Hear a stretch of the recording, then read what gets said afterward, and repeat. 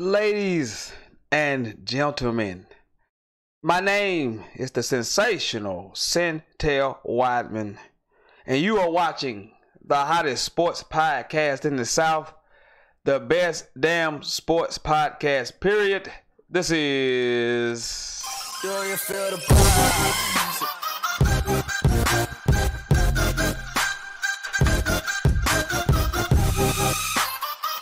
What is going on? What's up? Welcome into a brand new edition of Sentell, right here live on YouTube. A Wednesday edition. Don't hardly do a lot of Wednesday shows, but hey, I'm not doing a show tomorrow. Figured I'd come see you people because next week, the preview shows extravaganza. College football preview shows next Monday, next Tuesday. Monday, ACC, Big 10, Big 12, Tuesday, SEC, and Big 10. So looking forward to that next week. Cannot wait for it. Looking forward to it. Listen, I had a lot of stuff to talk about. I still do got a lot of stuff to talk about. But before I came on this air, because I was going to talk about Ronald Acuna Jr., and I'm going to still talk about Ronald Acuna Jr. So before I come on this air, the Florida Marlins,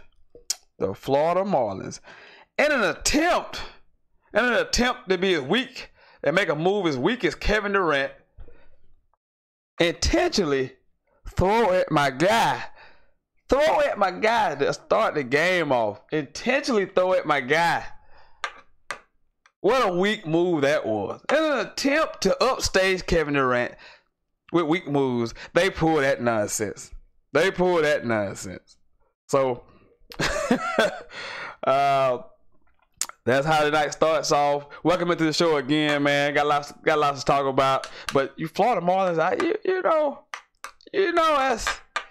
just don't appreciate that, man. You throwing at my guy like that. We got lots to get into.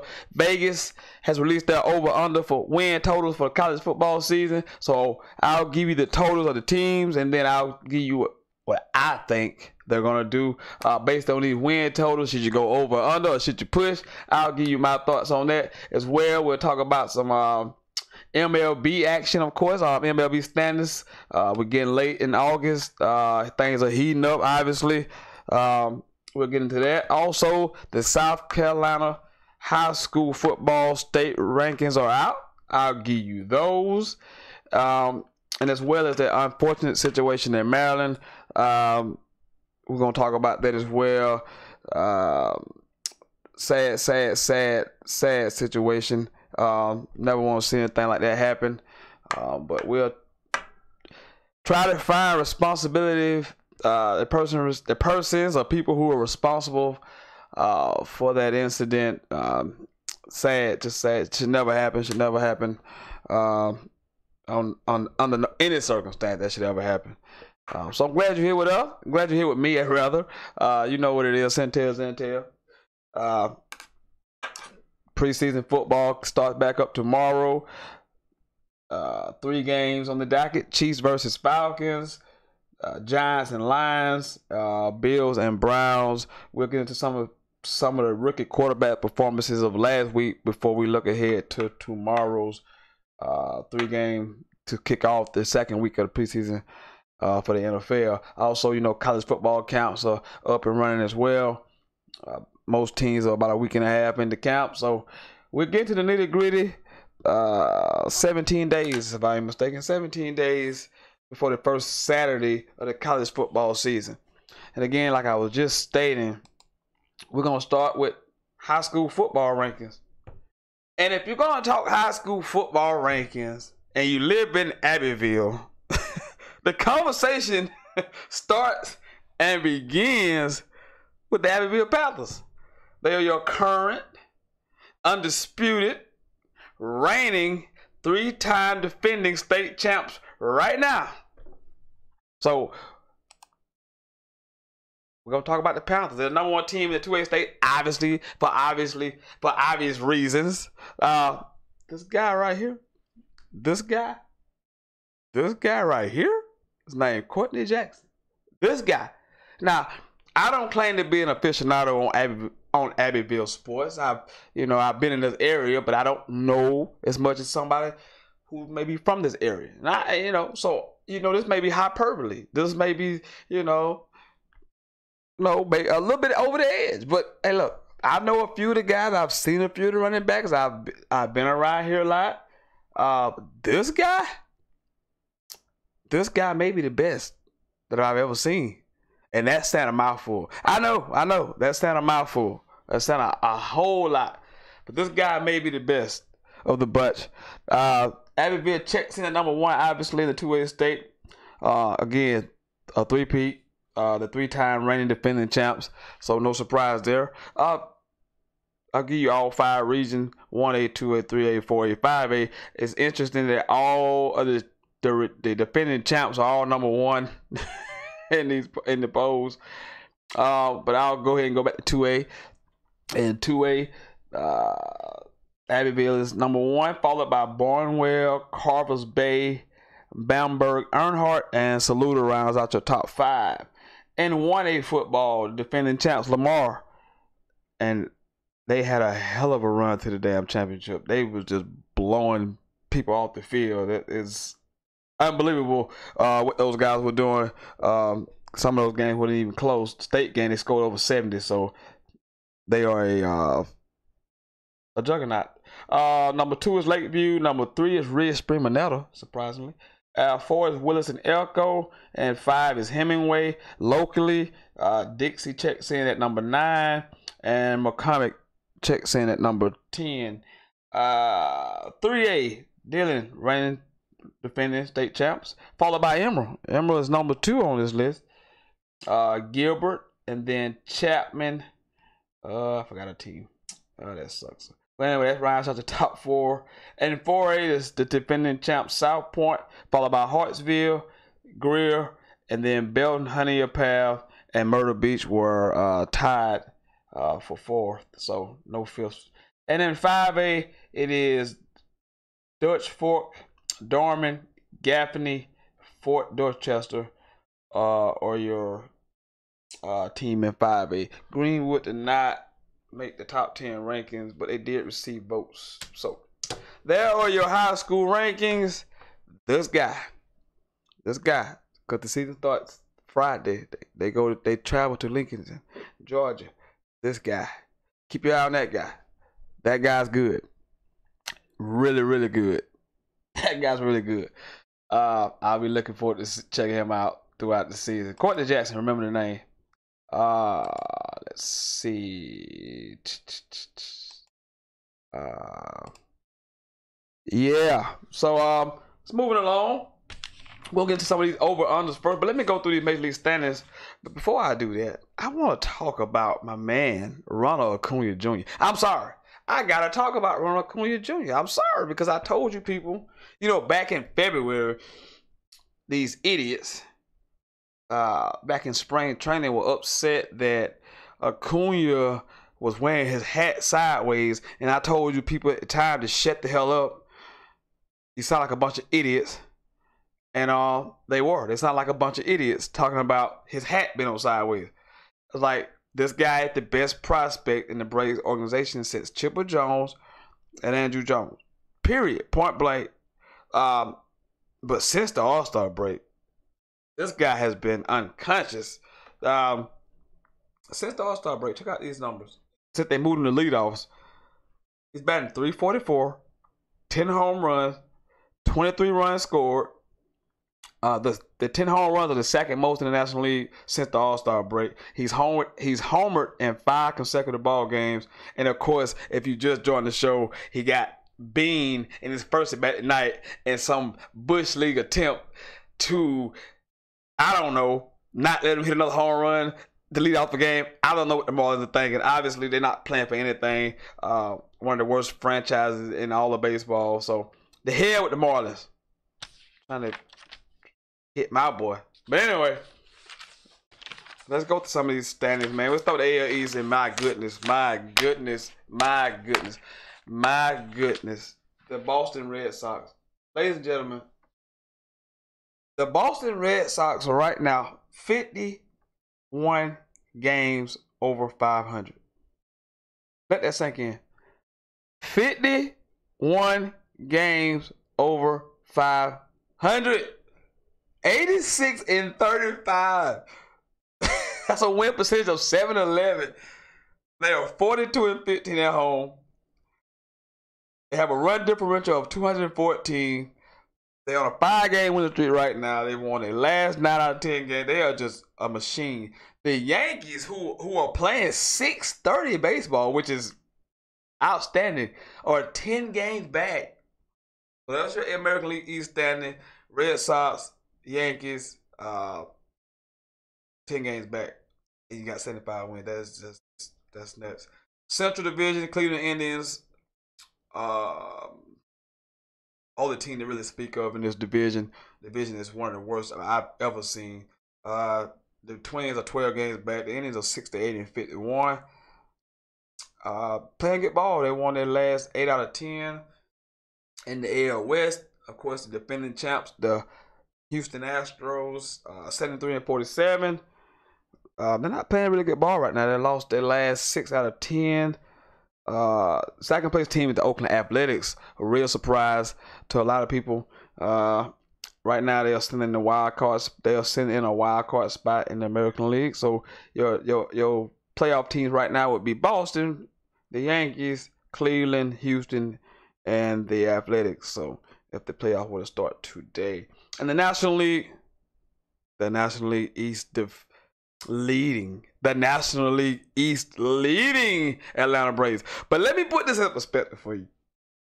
The Braves are 67-51. Nice, 16 games above 500. Do you realize if they were in the American League East, they would be 19 games back? Seriously, they would be 19 games back if they were in the American League East. Like, that's just unimaginable. That they are 67-51 in first place in the National League East, but would be 19 games, 19 games out of first place if they were in the American League East. The Philadelphia Phillies are again 2 games back of the Braves, and the Washington Nationals, who have had a complete meltdown this season. This season has not gone the way that many people thought it would have gone. Bryce Harper in the last year of his deal. The Nationals are a 500 baseball team. They're 8 games back. Just surprising. I mean, also surprising New York Mets. A lot of people had the Mets as a playoff team. They're 50-67. Just 2 really disappointing teams. In the Central, got the Cubs leading the division by 3 games over the Milwaukee Brewers, who have been a really pleasant surprise. But here come the St. Louis Cardinals, 9-1 in the last 10 games. So they have got hot at the right times. Actually, they're only 4.5 games back of the division leader. So kudos to the Cardinals for finding them. They fired their manager mid-season, right before the All-Star break. A lot of people shook their head, but here they go. They taking off at the right moment. And in the West, the Arizona Diamondbacks lead the division. The Rockies are 1 game back, and the Dodgers are 2 games back. The Dodgers are 3-7 in the last 10, so they're not playing. They're not playing really good baseball as of right now. But I still expect the Dodgers to win the division. They got a lot of talent. Diamondbacks, Rockies, quality teams in the West. 3 really good quality teams in the West. So those are your Major League Baseball standings. Again, I won't talk about Ronald Acuna. I'm just kidding. No, I'm not talking about Ronald. Hey, I won't talk about Ronald Acuna. I told you this guy was sensational, man. He leads the team in home runs now. Like, you know, he didn't get called up to late spring actually. He missed some games with the leg injury, which we thought was very significant at the time. Thank God that it wasn't. So I just want to talk about Ronald Acuna. I just do, man. I just do. But let's just transition to some serious stuff. The situation in Maryland over the spring. Offensive lineman Joy McNair died. At the time of his death, there was no cause, but it has been officially released that it was due to a heat stroke. I don't know, right now they have the coach on administrative leave. They've fired the strength and conditioning coach. So, I mean, who ultimately, if you're watching, I mean, to me, you know, it sucks because we tend to put a lot of responsibility on coaches, just like the Urban Meyer situation. To me, this situation is on the athletic trainer, because strength and conditioning coaches are going to push and push and push and push and push. That's what they are. They just maniacs. But there's an athletic trainer who's out there who's supposed to know signs of heat stroke, and if a player showing signs of things that are not normal. The athletic trainer should know these things. They are trained professionals who should know, in the medical field, who should know these types of things. So, you know, according to these reports, he was working out. They were doing some 110-yard sprints. He couldn't finish. Reportedly had seizures. No one called medical personnel for over an hour, from the report that I've read. But just yesterday, the president and the athletic director held a press conference, and they both acknowledged that the athletic training staff made mistakes. They are legally and morally responsible for the death of that Mr. McNair. So they have come out and said that. But again, since then, the athletic trainer, Steve Norwell, Wes Robinson, as well as DJ Durkin, are all on leave. They fired the strength and conditioning coach, which strength and conditioning coach is gonna push you. They don't have any off button. So to me, the athletic trainers who are trained personnel to understand, to know. I read that Mr. KD gets in on the comment section. Jabril Peppers had an interview. I think it was Dan Patrick's show, if I'm not mistaken. And so this speaks to the culture, because, you know, if I find out that DJ Durkin had a culture of bullying and pushing players to the brink, then yeah, I would want to hold him responsible. But if this is an isolated incident, I want to point more to the athletic trainers. You know, again, strength and conditioning coaches, those guys are wired differently. They just are. They are wired differently. Those guys they just don't have an off button. If you listen to some of them guys talk, the way the energy level, they don't have an off button. See, it's not up to me. It's not up to them. DJ Durkin was not presently on the field. So to me, the athletic trainers, Steve Norwell and Wes Robinson, are more responsible in the situation to me. But if it comes to find out that DJ Durkin allowed such behavior, then yes, he must go as well. But just a sad situation, because this could have been avoided.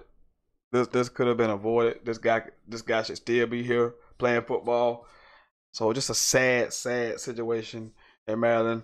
But there's gonna be more to the story, because a report is out now about, you know, the toxicity of the program. Say that word. There's a culture here of bullying and taunting players and being physically abusive toward players. So if those things come out, then DJ Durkin obviously is going to get fired. And I know DJ Durkin, not know him personally, but he was my defensive coordinator at Florida. He was on the staff for 4 years. So never heard these things at Florida. So it's just, you know, just a sad situation. You got comments on that? You know the number. It's right down the bottom of the screen. 864-378-5943.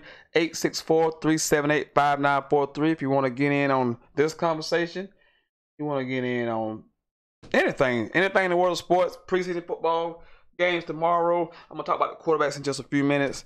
Anything on your mind you want to talk about in the world of sports, we can. If you want to just comment like you guys been doing, go ahead. I'll respond in kind.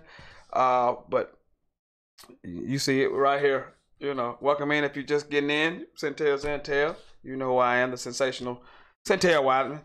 Got done talking about the situation in Maryland where a kid died. Just a sad situation. I'll give you guys a chance to call in or respond to what we just talked about before I move on to the over-unders of college football. This should be interesting to see where Vegas has some of these teams over under again next week. Monday starts the college football preview extravaganza right here. Monday, ACC, Big 12, Pac 12. Tuesday, SEC and Big 10. Hopefully I have tons of guests to help me break all of that information down. We'll give you division winners and conference champion winners, all that good stuff right here next week. Let's see. We'll get to the over-unders, I guess. Try to give people a chance to get in here on these other topics that we're talking about. But we'll get to these over-unders. College football over-unders. Vegas. This is what Vegas says. Not what I say. This is what Vegas says. They set these win totals, and then I concur or disagree.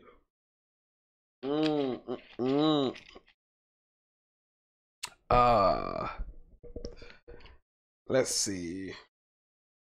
All right, Alabama, because they start with the highest win total projections.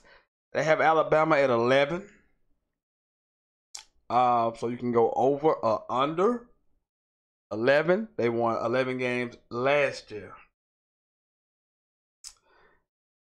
You know I have a thing about picking teams to go undefeated. I just do. So if I go over, that means they're gonna win 12 games. That means they went undefeated.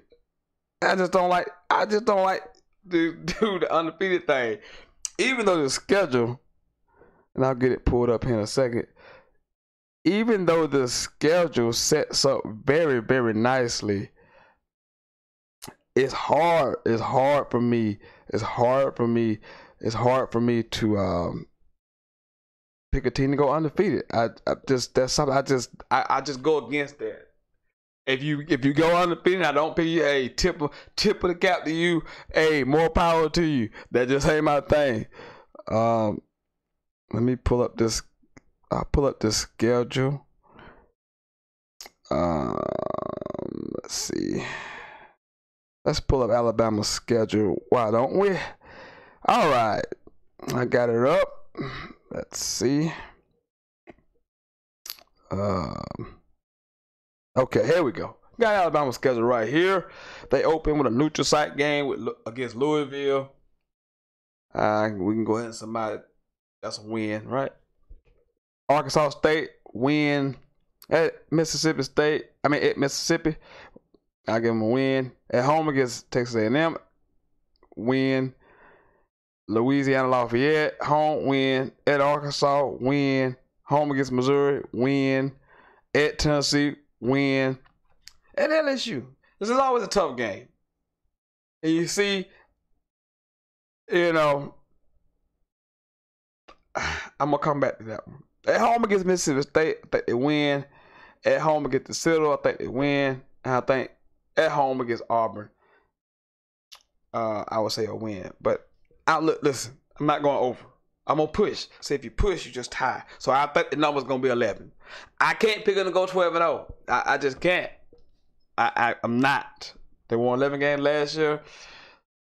Let's see.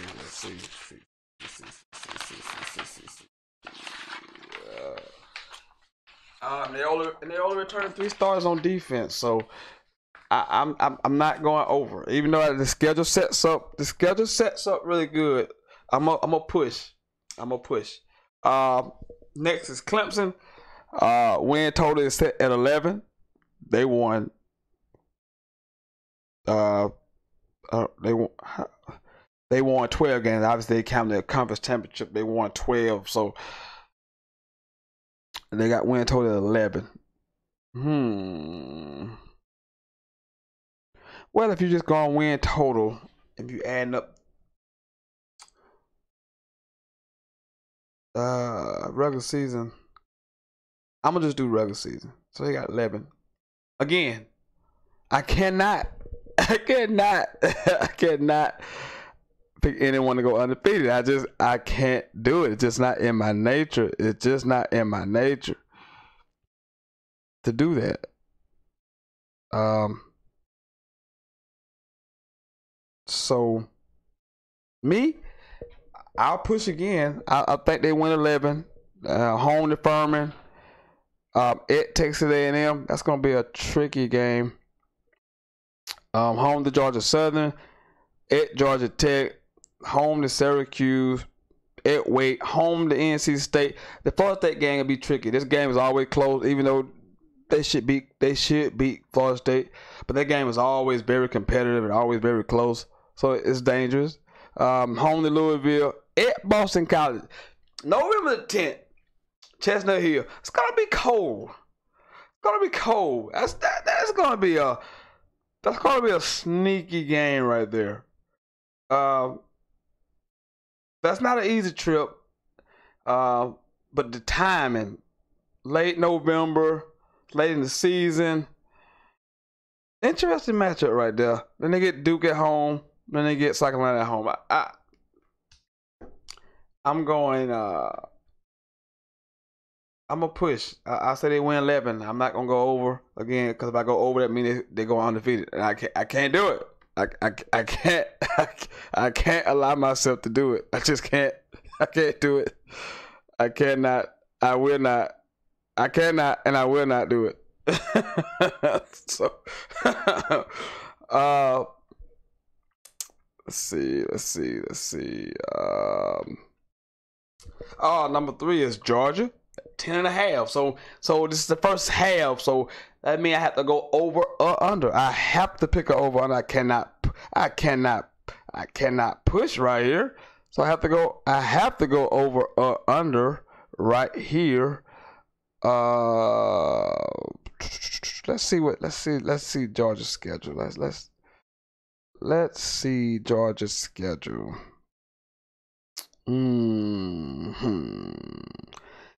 Home to Austin Peay, home to South Carolina, home to Middle Tennessee, at Missouri. I think that's going to be a tougher game than a lot of people think.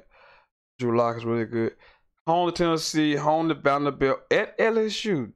Never easy place to play. Obviously, the Florida-Georgia game in Jacksonville, at Kentucky. Then they get they get Auburn at home, UMass, and then Georgia Tech at home. 10.5. This is interesting. 10.5.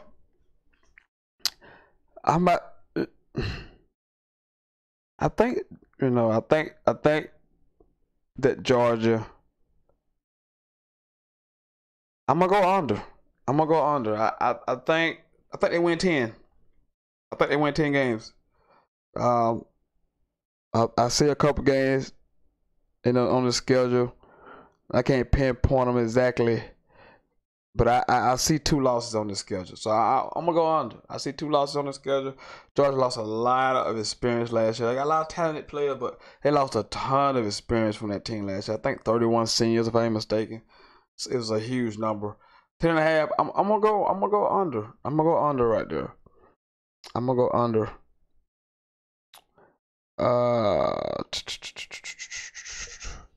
Come to Ohio State, and God knows we got all kind of issues and stuff going on Ohio State right now. With situation with Urban Meyer, we don't know what that's gonna be about.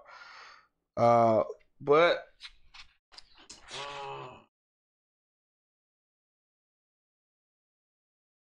I mean, you're replacing JT Barrett, replacing a significant amount of starters. They set the win total at 10.5, so you got to go over or under. You can't push on this. Let's see. I'm gonna go to their schedule. I'm gonna look at their schedule. Let's see. Ohio State schedule. I got it right here. They get Oregon State at home to open the season. They get Rutgers at home. They go to TCU. That is an interesting matchup. Interesting matchup. Week 3, they go to TCU. That is Fort Worth. They go play the TCU out of the Big 12. Then they get Tulane at home. They go to Penn State. Home to Indiana. Home to Minnesota. At Purdue. Home to Nebraska. They go to Michigan State, which is always a doozy. At Maryland. And then home to Michigan.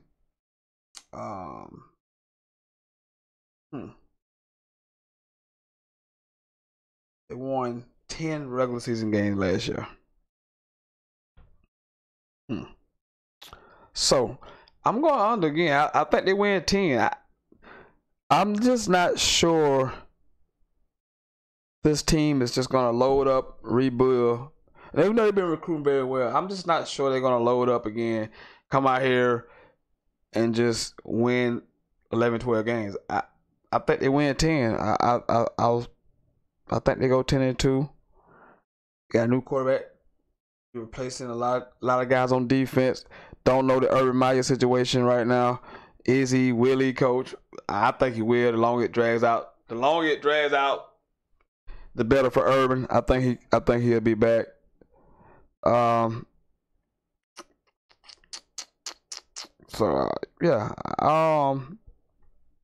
I go under 10. I go under 10.5. At 1, 2, 3, 4, 5. At 5 is Washington. A lot of people's pick, a trendy pick, a very, very trendy pick. A lot of people high on Washington. Chris Peterson had done a fantastic job. You know, they were in the playoff a couple of years ago. Got a lot of guys returning. Senior quarterback, a really good running back duo. They return 8 stars on defense. So I can see why people are high on Washington. I mean, I can see it. They set the over under 10.5. They had 10 wins last season. So if you go over 10.5, you got at least 11 wins. Let's pull up Washington's schedule. Because I'm looking at it right now. And this is a solid football team. Chris Peterson is one of the best coaches out there. Gets a lot out of his players. And again, you returning a senior quarterback. I always like teams that return senior quarterback, proven veteran quarterback. This will be his 3rd year starting. This is a 3-year starter in Jake Browning. Huge game to open the season. Huge game. A neutral site game. First game of the season, they get Auburn. Neutral site. I think that game is in Dallas, Arlington. I think it's in Jerry World. Then they go home. They get North Dakota. They go to Utah, which is never an easy place to play. They get Arizona State at home. BYU at home.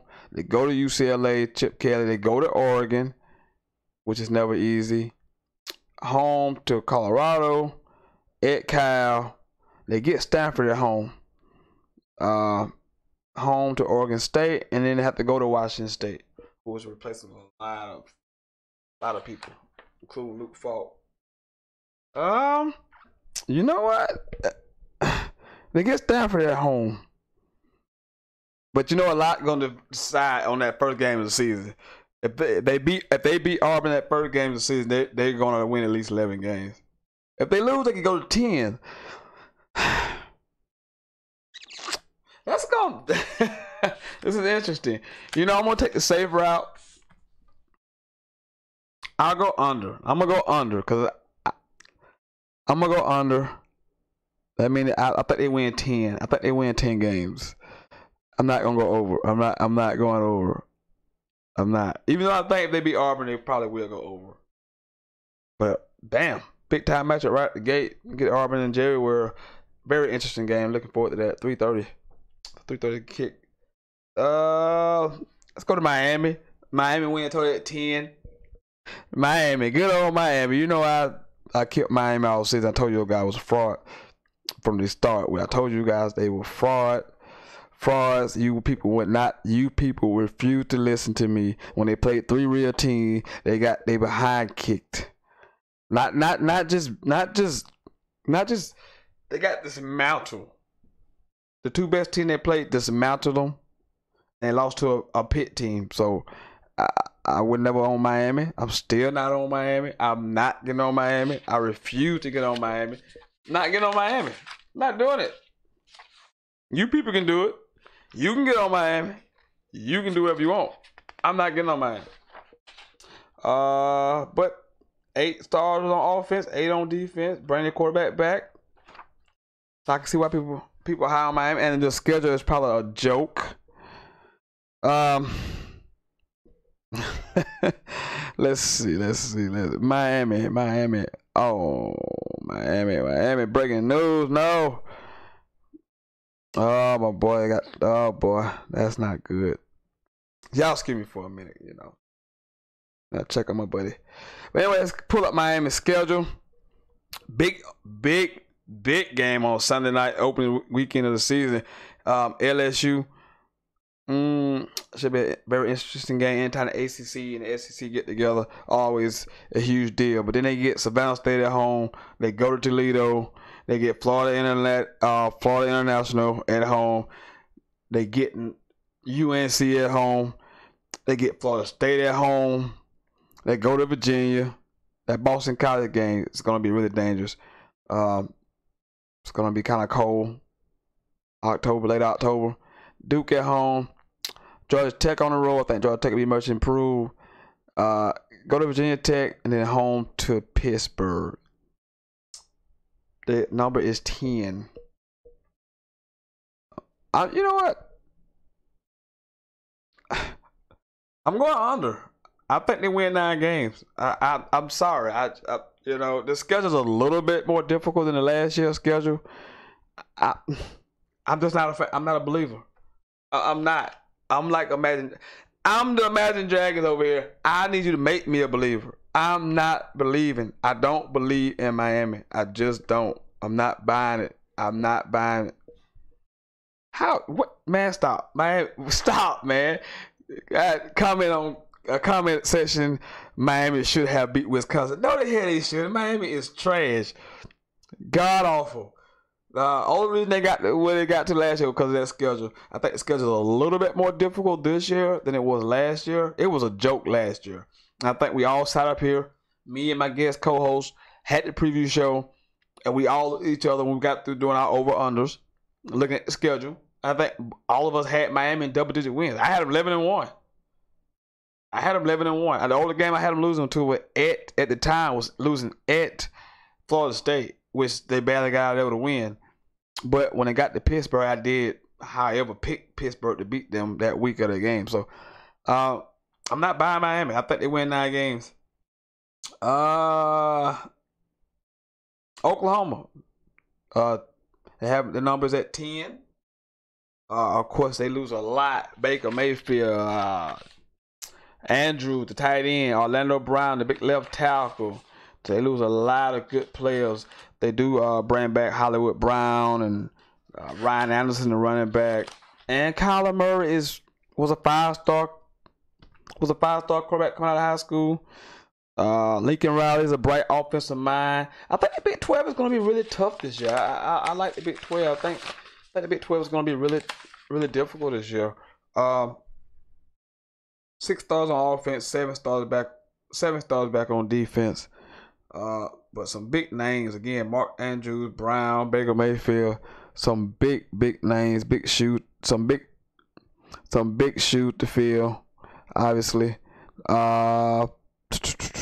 let's see.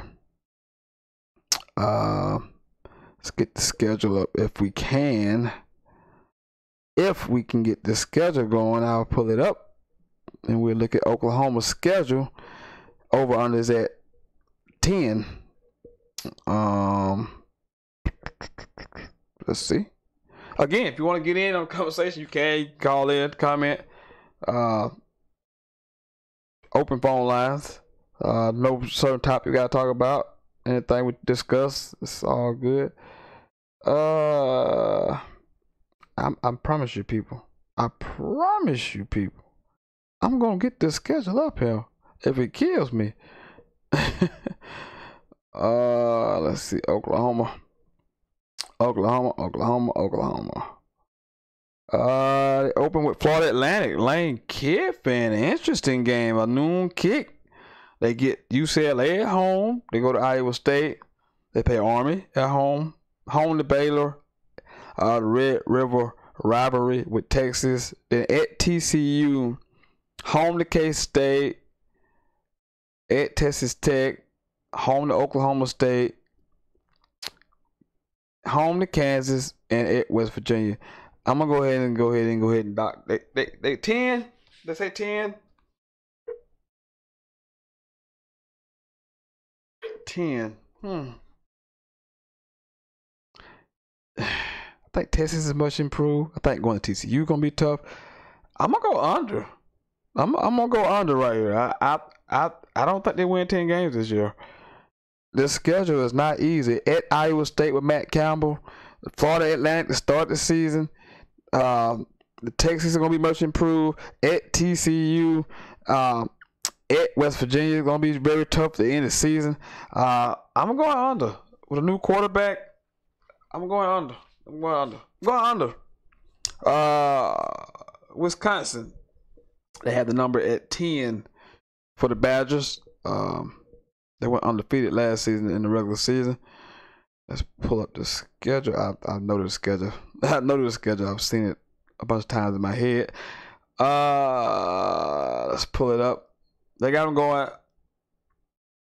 Like I say, the win total is at 10. At home to Western Kentucky. At home to New Mexico. At home to BYU. Then you go at Iowa. Home to Nebraska. At Michigan. Home to Illinois. At Northwestern's always a tough game. Home to Rutgers. At Penn State. At Purdue. And you get Minnesota at home. Can you find more than 2 losses? This is the thing. Can you find 2 losses on this schedule? Can you find 2 losses on this schedule? Can you find 2? You know what? They went undefeated last year. And I think I picked them to go 10-2 for some reason. I think once the season started out 11-1. I don't. I'm gonna go over. Until I see somebody from the Big Ten West rise up, they should sweep the Big Ten West. I know that Iowa game is kind of tough. The third game of the season, they should beat Iowa. And I'm only looking at Penn State, and at Michigan. I think one of those teams gets them, but I still think they get 11 wins. So I'm going over. I'm going over on Wisconsin. I think they get at least. I think they get over 10 wins. Notre Dame, 9.5. They won 9 games last season. Oh man, I forgot. Let's pull up Notre Dame schedule. What did they do last year? They did lose to running back Adams. No, let's skip over Notre Dame from now. Let's go to Auburn. Right now. They have Auburn at 9. The over-under is at 9. Auburn returning 6 offensive starters and 6 defensive starters. That's a lot of talent on defense. Davis, Highland, Matthews, Trey Williams, and with few. Kerryon Johnson, Cam Pitt were both gone. They do bring back Jerry Stidham. But you know. 9. This looks like a tough schedule. Just looking at it. You open with Washington, of course. You get LSU the 3rd week of the season. At home to Arkansas. Home to Southern Miss. At Mississippi State, which is gonna be brutal. Home to Tennessee. At Ole Miss. Home to A&M. They have to go to Georgia. And then have to go to Alabama. You know what? Vegas might be on to something right here. Vegas, this is a tough schedule. I'm with Vegas. I'm gonna push. I'm gonna give them 9 wins. I'm with Vegas. This is a tough schedule. This is a tough schedule for Auburn. So I'm gonna go 9. I'm gonna agree with Vegas on that one. Penn State 9.5. You know the loss of Saquon Barkley, obviously. That's that and Deshaun Hamilton and Mike Gesicki. So they bring back Trace McSorley, but they only bring back 3 defensive starters, and the whole secondary is gone. 9.5. So that means you got to go over or under. You can't push Penn State. Let's see. Penn State. They get App State at home. Go to Pitt, which is always tough, in-state rival. Home to Kent State. At Illinois. Home to Ohio State. Home to Michigan State. They get Ohio State, Michigan State. At Indiana. They get Iowa at home. At Michigan. Of course, they get Wisconsin at home. At Rutgers and home to Maryland. So do you think they win 10 games replacing all those defensive starters? That is the question. I'm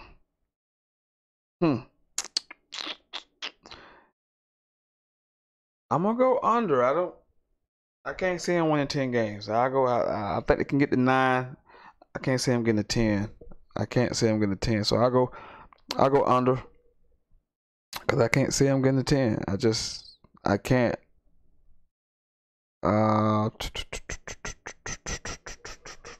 Let's move along.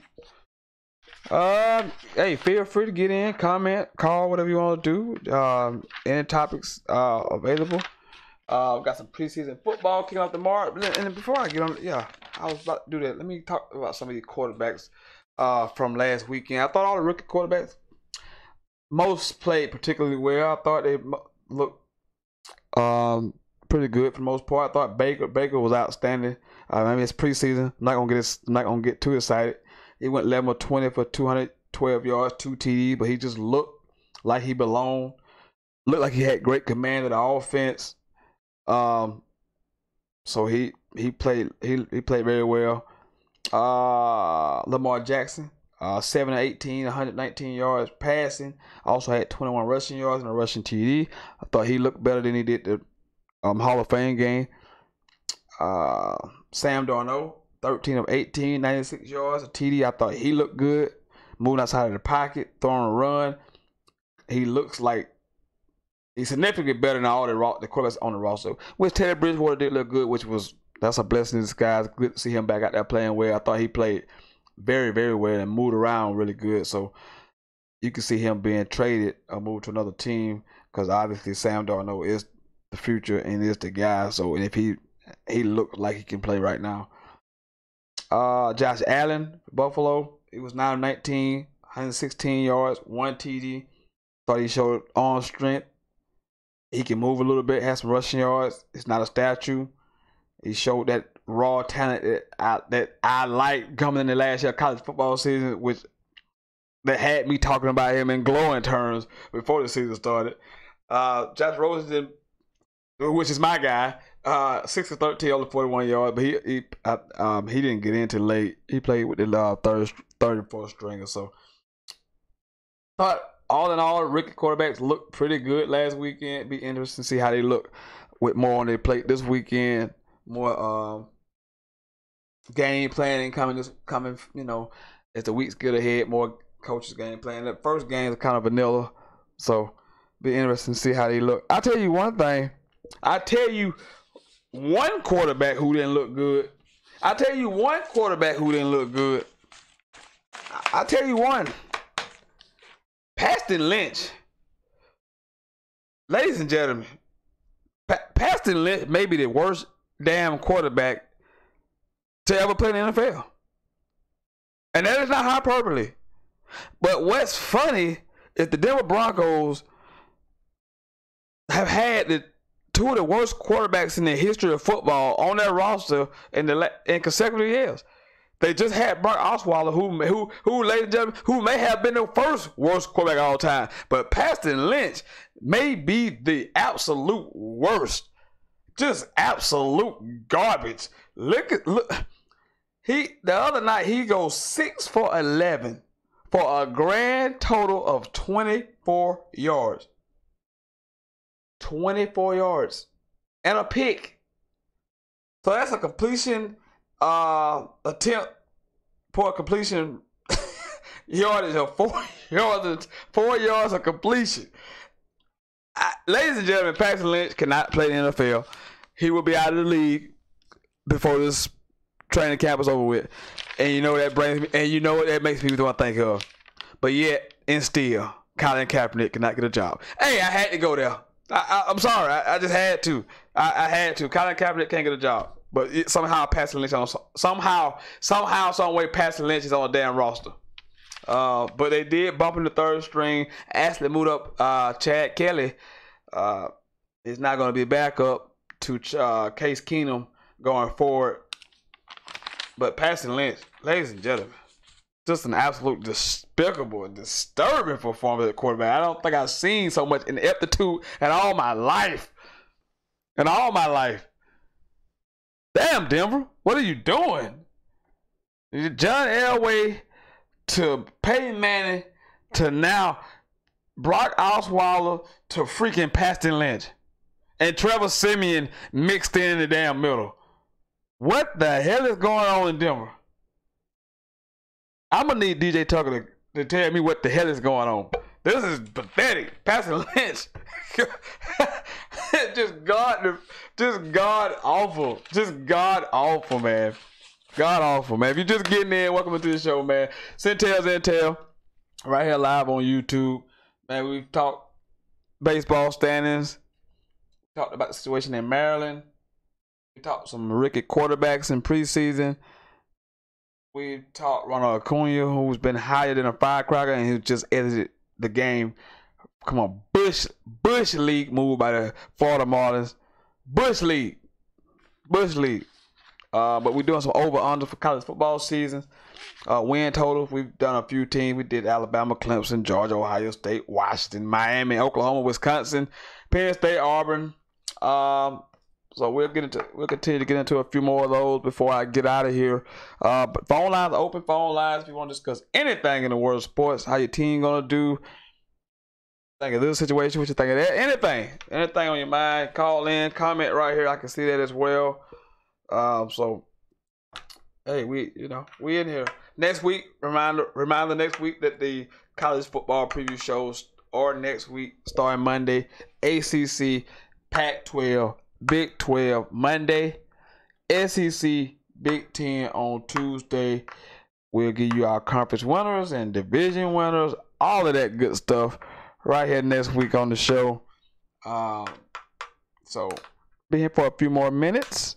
Hopefully get some phone calls, but we'll continue with our over-unders. Vegas over-unders. Michigan is interesting. Michigan is very, very interesting. To me, this is a huge season for Jim Harbaugh.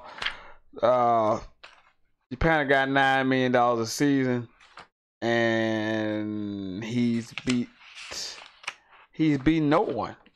He's beaten no one. He's 1-5 against his rival. 0-3 against Urban. So, but they bring back 9 offensive starters, 9 defensive starters. They bring in Shea Patterson, the Ole Miss transfer. I think this is going to be a huge year for Michigan. I had a guy last year who was very high on Michigan. I told him not this year. Last year was not the year. This is the year to get on Michigan, because pressure is on Harbaugh to get some wins. I think this is the year. Michigan does some big things in the Big Ten. So let's look at their schedule. But I'm already tell you right now, looking at 9 wins, I'm going over. I think Michigan is much improved this year.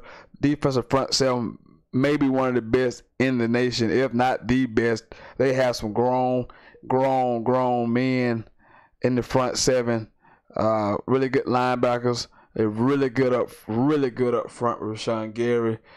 I forgot the linebacker's name, but they got some dudes, man. But the schedule, at Notre Dame to start the season. Notre Dame is going to be really good this year. A lot of people picking Notre Dame to go to the playoffs. We'll get more to the independent we'll get into Notre Dame. Sometime this week during the preview show, we'll have to get to them. Maybe during the ACC portion of the preview, we'll get to Notre Dame. But a lot of people high on Notre Dame. They get Western Michigan at home. They get SMU at home. They get Nebraska at home. They go to Northwestern. They get Maryland at home. They get Wisconsin at home. They do got to go to Michigan State. They get Penn State at home. They get Rutgers on the road. They get Indiana at home. They have to go to Ohio State. But I'm already telling you, because if they go 8-4, even 9, I think even 9-3. I think even 9-3, the stove is gonna turn up on Jim Harbaugh, especially if he doesn't beat Michigan State and Ohio State. He had to beat Ohio State this year. But if he wins 10 games and doesn't beat Ohio State, I think he'll be okay. But if they go 8-4, lose to Michigan State, lose to Ohio State, there are gonna be people. There are gonna be people who are ready to run Jim Harbaugh off. I can assure you, if he does not win 10 games this season, and or if he doesn't beat Michigan State and Ohio State, there are gonna be people who are ready to run Jim Harbaugh off. He's making $9 million. $9 million. And 1-5 against his rivals. Forget winning the Big Ten championship. They haven't even been in the game since he's been there. And when you pay that kind of money, you expect certain things. But again, no threat, Michigan. No fret, Michigan fans. I'm here for you. I got you. I believe in Michigan this year. I'm high on Michigan. I think Penn State takes a little step back. Don't know the situation with Ohio State. If Irvin comes back, we don't know. I think he is coming back. Schedule sets up okay. I mean, it's a tough schedule. Big Ten may be the best conference in football this year. A lot of good quality teams, top to bottom, for the schedule. But the schedule sets up okay because you're going to have some tough road games in this conference because this conference is really tough. But you get Wisconsin at home, get Penn State at home. I think you got Michigan State at home. I just went over that schedule. I don't know how it went, but I'm going over. I believe in Michigan. Let's get South Carolina in here. Let's see him. I don't see him. What happened? Thought I had him lined up. Oh, there they go. Let's get South Carolina in here. Let's get the Gamecocks in before we get off. Let's get the Gamecocks in here. Let's get this South Carolina over. They set the number at 7. Let me go ahead and tell you right now. I'm going way over. Way over. Last year I think it was 5.5. I told you to go way over. That's a lock. That was a lock last year. This is a lock this year. Expect Carolina to be much improved offensively if they can get with the up tempo, the new offensive coordinator. But the schedule sets up nice. A lot of home games. They get most of their biggest games are at home. So 7. If I was a betting man, I would lock that in right now and go over on Carolina. But just for the sake of argument, let's pull up their schedule. Just because we already here, let's put the Gamecock schedule. Over under 7. The number is 7. I'm shocked that this number is 7. But it was 5.5 last year, so I thought that was way too low. And I think 7 not way too. I just think they're gonna win 7 games. At home against Coastal, they get Georgia at home week 2. They get Marshall at home week 3. They get Vanderbilt on the road. They get Kentucky on the road. I'm not gonna give them Kentucky yet because they struggle. They could be 4-1. They could be 4-1 after week 5. They could be 4-1.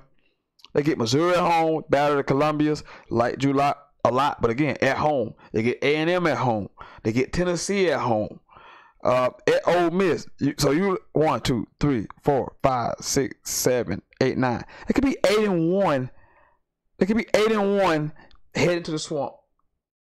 It could be 8-1. Easily be 8-1 heading to the swamp. At worst, 6-2. At worst, 6-2 head to the swamp. Then they get Chattanooga at home, and then they go to Clemson. So I'm going over. It's 7. That's too low. They definitely will win at least. They will win at least 8. More than likely 9. So I would definitely go over with Carolina at that 7 number. Would definitely go over. So but we'll pick back up some of these over unders. Maybe next week we'll pick up some of these over unders. Preview shows coming in anyway, so we'll get into more of that as well next weekend. Thank you guys for watching tonight. Sentell right here live on YouTube. You know who I am, the sensational Sentell Whiteman. Thank for you guys to tune in tonight and watch the show on a Wednesday. I know it's not a lot going on in the world of sports on a Wednesday midweek in August, but we do what we can here on Sentell. And I'll fill it in. I got content. I'll fill it in for an hour. If you want to chime, if you don't, I'll fill it in for an hour. But next week, next Monday, big week. Preview extravaganza, college football previews coming up because the season is right around the corner. 17 days, and the first Saturday of the college football season will begin. So until next time, this has been Sentell. I have been your host, the sensational Sentell Whiteman. I will see you next Monday. I am out.